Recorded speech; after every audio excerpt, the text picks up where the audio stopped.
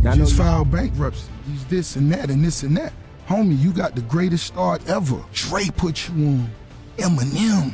I came out of Miami self-made. For years, Rick Ross and 50 Cent have been throwing shade, trading insults, and clowning each other from afar. But one wild night in Vancouver turned all that talk into real-life chaos. Ross tried to play it cool, brushing it off like nothing happened, but 50, he could smell blood in the water. And Drake, quiet as ever, seemed to choose a side without saying a word. Now new footage is shaking up the internet, proving this beef isn't just about diss tracks anymore, it might have actually gotten physical. The infamous Vancouver night and 50's nonstop retaliation are now the talk of hip-hop. It all went down on June 30th, 2024 in Vancouver, Canada, a stunning coastal city far from Toronto, but still deep in what people call Drake Zone. The event was supposed to be just another regular stop on Rick Ross's marathon tour grind, another night for the biggest boss to grab the mic, collect his bag, and give fans a show they'd never forget. But that night, it turned into a total storm. What should have been just another festival performance at the Ignite Music Festival exploded into one of the most talked about hip-hop moments of the year. It sparked endless memes, brought old rivalries back to life, and handed longtime haters exactly the kind of moment they'd been waiting over a decade for. Rick Ross had just wrapped up his set, the crowd was hyped, the vibe was electric, and everything seemed smooth until it wasn't. As Ross started heading off stage, something changed the whole night's direction in an instant. Whether it was Ross's call or his DJ's bold move, the decision that followed flipped the energy completely. Out of nowhere, the DJ dropped Kendrick Lamar's Not Like Us, the monster track that had already become the soundtrack to Drake's public embarrassment. That song wasn't just another hit, it was a direct shot, the anthem of one of hip-hop's most brutal feuds. And it wasn't just any diss, it was the track that tore through Drake's reputation, calling him out in ways that had the whole world watching. Now, imagine this, playing that song in Vancouver, Drake's own backyard, the country he reps everywhere. That's not just gutsy, it's either fearless or straight up reckless. The crowd's reaction? Wild. Phones were out, people were screaming, and the tension in the air was thick enough to cut with a knife. Moments later, the scene turned into pure madness. Video clips started flooding social media within hours, chaotic, shaky, but clear enough to show exactly what went down. And what those clips revealed had fans and haters alike losing their minds. As Rick Ross made his way through the venue, the energy took a dark turn. Around 15 men started closing in on Ross and his crew, and even through the video, you could feel the tension building. Hey guys, I just saw a very unfortunate situation that took place in Canada. And I wanted to say to everyone, that I hope that brother made it home safely. I hope that he now has a different perspective and a better sense of what to do and what not to do while you're out in the world, That part where the young guy was like, he did this little move and got knocked the f out, like right there. That does not reflect him. That reflects his camp, and he might need to go get the Dream Chasers. Someone in the crowd yelled for Not Like Us to be cut off, and that's when things got heated. Voices got louder, words were exchanged, and in seconds the whole vibe flipped from celebration to confrontation. Then, boom, out of nowhere, a man swung on Ross and landed a punch straight to his face.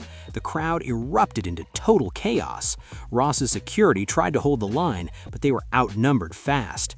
The footage shows one of Ross's guys getting jumped by several men, kicked, punched, and beaten while trying to protect his boss.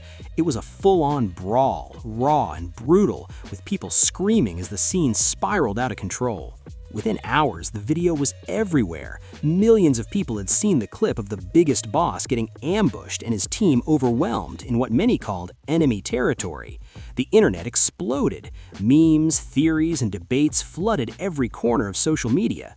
But what really sent shockwaves wasn't just the fight itself, it was the quiet support Ross's opponents seemed to show afterward.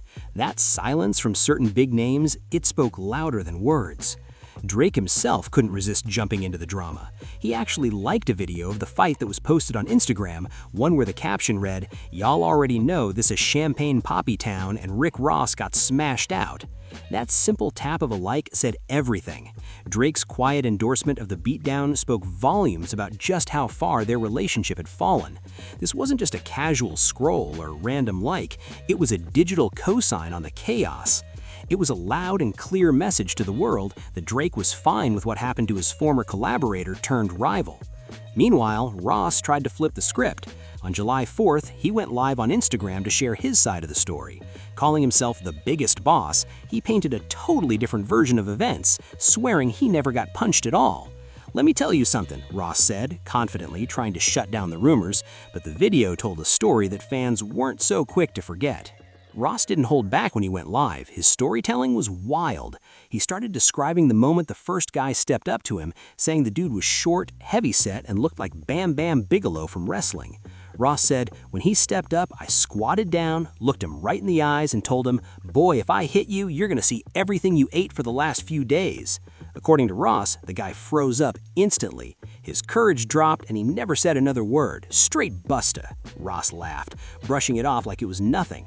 Then Ross added, "The dude behind him said, 'I know meme,' and next thing I know, a drink got thrown at me, but I'm still convinced ain't nobody punched me."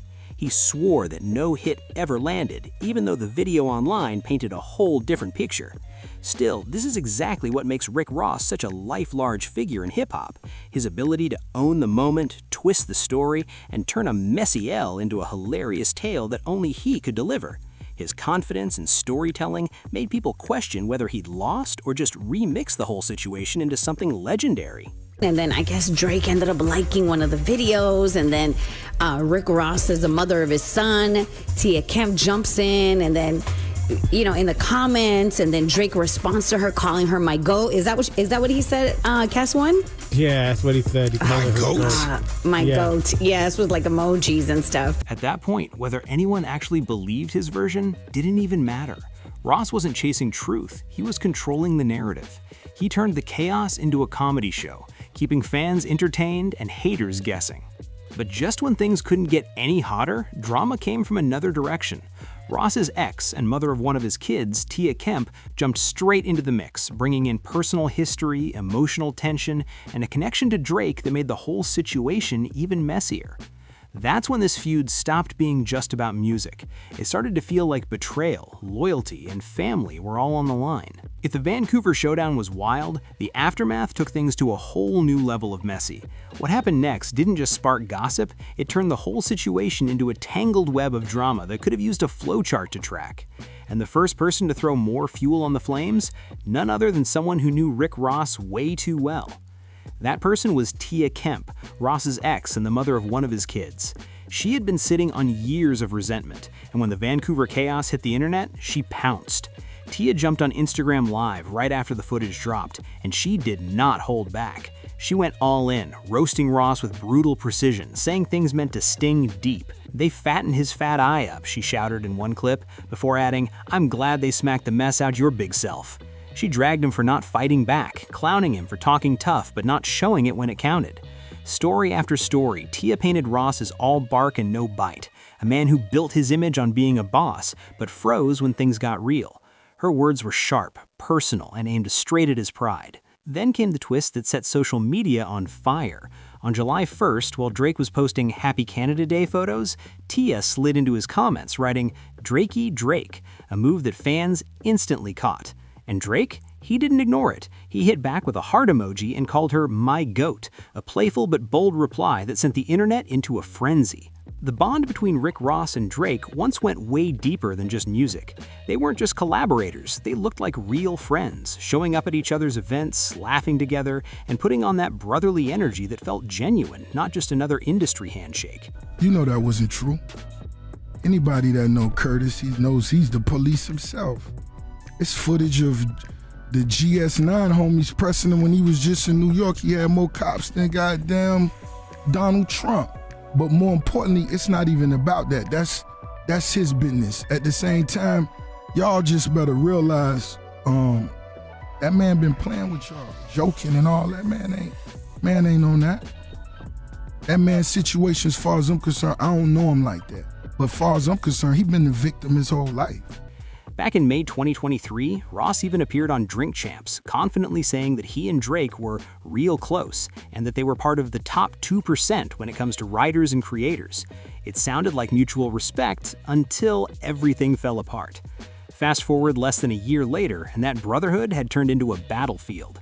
Suddenly, they weren't trading verses, they were trading disses. The feud exploded in April 2024 when Drake's leaked diss track, Push, hit the internet. While the track was mostly aimed at Kendrick Lamar, Drake didn't hold back from throwing shots at Ross too, digging into his past as a corrections officer and dropping bars that cut deep. Drake rapped, "I might take your latest girl and cuff her like I'm Ricky. Can't believe you jumping in this, he turning 50. Every song that made it to the chart he got from Dizzy. Spend that little check you got and stay out of my business." Those lines hit hard, cold, disrespectful, and dripping with arrogance. The message was crystal clear. Drake was calling Ross out as someone whose biggest hits only worked because of him. The implication was brutal, that Ross's fame wasn't earned, it was borrowed. That without Drake, the biggest boss might not even be on the charts at all. Ross didn't waste a single second before striking back. On the very same day Drake's diss track leaked, he dropped his fiery response titled Champagne Moments, recorded and released within just a few hours. It was pure, unfiltered energy, equal parts creativity, savagery, and straight-up pettiness. Ross went straight for Drake's image and identity, tearing into him line by line. He repeatedly called Drake white boy, claiming the Toronto superstar had stolen his flow from Lil Wayne, the very artist who helped launch his career. But Ross didn't stop there, he got personal. He accused Drake of having cosmetic surgery on his nose, and even threw out the now infamous nickname BBL Drizzy, suggesting the rapper had gone under the knife for more than just a nose job. The insult stuck instantly. Social media ran with it, and Ross leaned into it like a pro troll. He even performed his diss at clubs wearing a t-shirt with Drake's face printed on it, proudly owning the chaos he created. The feud had officially turned into a circus, and both sides were clowning each other in public for the world to see. Drake, in classic Drake fashion, clapped back in a different way. Now the other day we were talking, and Charlamagne was saying that if 50 and Ross could squash their beef, they could make great music together. Not even just great music, I feel like you two are like incredible people, like characters, like very entertaining. Like I think y'all could make just something very entertaining together. I don't think it would ever happen. He texted screenshots to his mother, claiming Ross had lost his mind off the Monjaro and was now performing at proms just to make money. But Ross wasn't going to let that slide. He posted that screenshot too, roasting Drake for running to his mom mid-beef. According to Ross, the tension didn't start with the disses at all. It all began when Drake allegedly sent a cease and desist letter to French Montana, which Ross took as pure disrespect. That cease and desist rumor set everything in motion. From that point forward, what started as a cold war between two rap giants turned into an all-out lyrical war. Every bar, every post, every performance became a new round in the fight. Drake and Rick Ross weren't just trading words anymore, they were trading shots that hit deep. Ross, never one to back down, doubled down on his jabs. He took pride in how viral BBL Drizzy became, watching the internet explode with memes, remixes, and parodies that kept his name trending for weeks. Meanwhile, Drake played it smooth and strategic, keeping the narrative alive through subtle social media moves, quiet shade, and perfectly timed reactions that sent fans into detective mode trying to decode every post. The rap world was hooked.